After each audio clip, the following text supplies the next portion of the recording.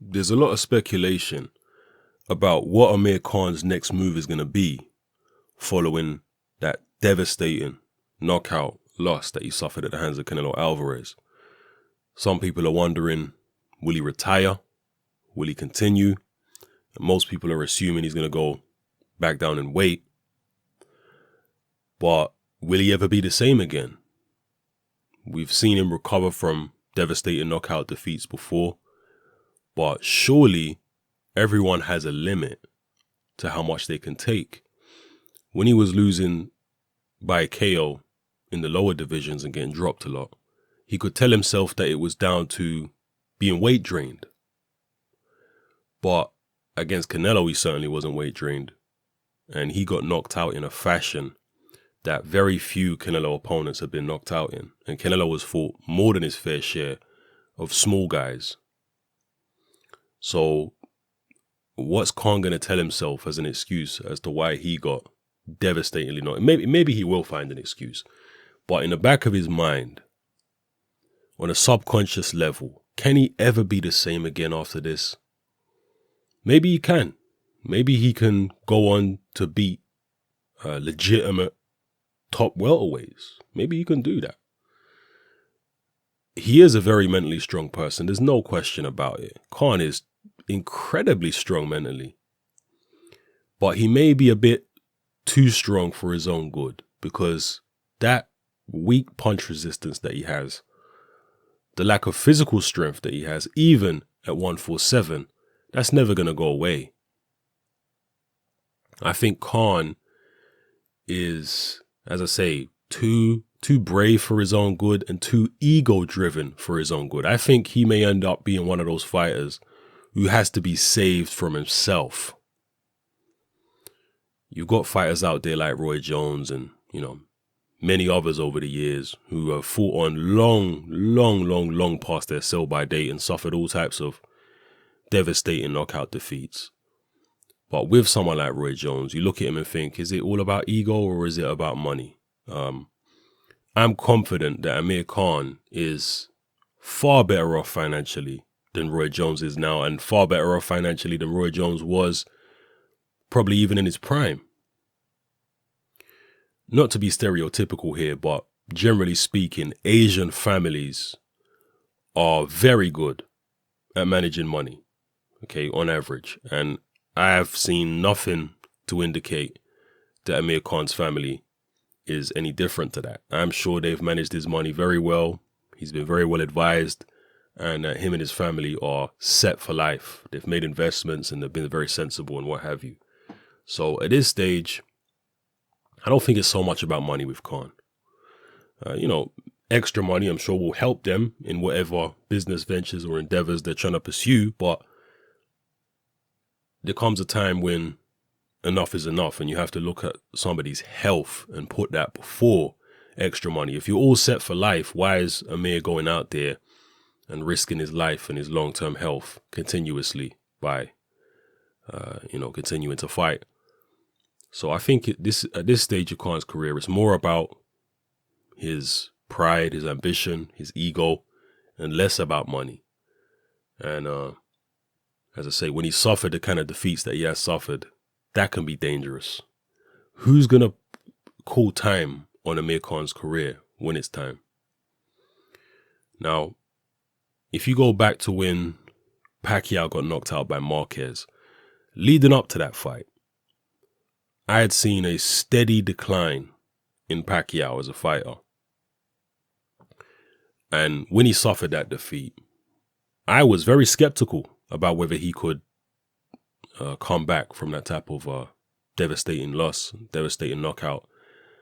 I was skeptical about how his punch resistance would be after that type of defeat. But again, many of these fighters are extraordinary people, especially at a top level. And these are not people with a psychological makeup which is the same as the average man on the street or even the average fighter. These elite guys have a psychological makeup which is so strong, it's incredible, a lot of them.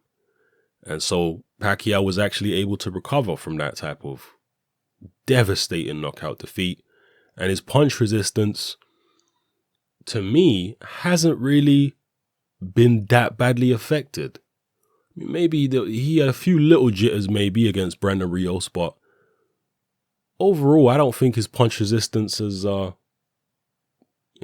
me, noticeably deteriorated that much since the Marquez knockout defeat. So maybe Khan will be able to do the same. But again, Manny Pacquiao had a base level of punch resistance, which is far higher than Amir Khan. So even if his punch resistance did deteriorate a little bit after the Marquez knockout due to, subconscious, things going on in your subconscious, even if it did deteriorate a little bit, he could shave a little bit of that punch resistance off and still be fairly resilient to a decent punch. Whereas Khan's baseline level of punch resistance has always been poor. So if you diminish it further, you got all types of problems. You're getting hit, you're getting hurt by people like Chris Algieri already. Bad enough. So anyway, Khan actually says that he's interested in fighting Danny Garcia. He's still mandatory for Danny Garcia's 147-pound WBC title, and there's nothing unusual about that. Fighter going up a division or two for a one-off fight and still being mandatory for a belt at his normal division. There's nothing unusual about that. So yeah, he's still mandatory for Garcia's belt. It's kind of like when it's different direction, but it's kind of like when Chad Dawson went down to 168 to fight Andre Ward. He lost that fight by stoppage, but he remained like heavyweight champion. He went back up to like heavyweight and, fought Stevenson. They got knocked out by Stevenson. But point is, it's not unusual for people to retain their belts or mandatory status when they go and fight in a different division and lose. Okay, when they hold a belt or mandatory status in a lower division or higher division or whatever. But anyway, he's mandatory for Garcia's WBC title. He also says he'd be interested in fights with Miguel Cotto, Manny Pacquiao, and maybe even Tim Bradley. At this stage, I don't know. Do you even want to see Khan in any of those fights? We know he's good against southpaws. He has a knack of avoiding southpaw left hands much better than he can avoid punches thrown by orthodox fighters, seemingly. When has Khan actually been hit by a southpaw left hand? Very, very rarely when he fights these southpaws. When he fought Louis Collazo, when he fought Devon Alexander, when he fought Zab Judah, and I believe Alexander's naturally right-handed. Correct me if I'm wrong. I'm not sure if he's naturally right-handed, actually. I don't know. He might be naturally left-handed. But either way, Khan's fought all these southpaws, and none of these guys are able to touch him with a left hand. So he does seem to have a natural aptitude for avoiding shots which are thrown from southpaw angles. Whereas from orthodox angles, he finds it more difficult to stay away from those shots. And I think it's just a natural aptitude. I don't think it's necessarily something which he's worked on consciously as much as, it's just a natural way for him. So, yeah, those are some fights that are talked about. And then, being that he's good against southpaws, would the Pacquiao fight be the best fight for him to go for? Where's his credibility at now? I mean, not credibility. Where's his market value at now? The way he got devastatingly knocked out, I know fighters are fighters at the end of the day. They are ruthless, even though they could be nice guys outside the ring. In the ring, most of the top guys are utterly ruthless. So will those guys be looking at that knockout defeat Khan suffered and saying, wow, that was terrible? Or will they be looking at it and saying, you know what? I want to knock Khan out like that. Because Kell Brook, for example, he straight away after Khan got knocked out, he was already tweeting apparently saying, yeah, Khan, come on, let's do the fight. So he's still clocking for that fight. Kell Brook is a ruthless character. So I'm sure he's one of those guys who thinks, yeah, I'd like to do that to Khan as well, render him unconscious the same way that Canelo did. And interestingly, Khan hasn't mentioned Kell Brook, even still now. I mean, he said before the Canelo fight, the Kell Brook fight will never happen. For whatever reason, he's just not interested in fighting Kell Brook. But as I say, he's talking about Pacquiao, Bradley, Miguel Cotto, and a rematch with Garcia. There's even Jessie Vargas been mentioned. I just feel I'd be very concerned for Khan going in with punches now, particularly if it's in his next fight. I'd be very, very concerned. You know, probably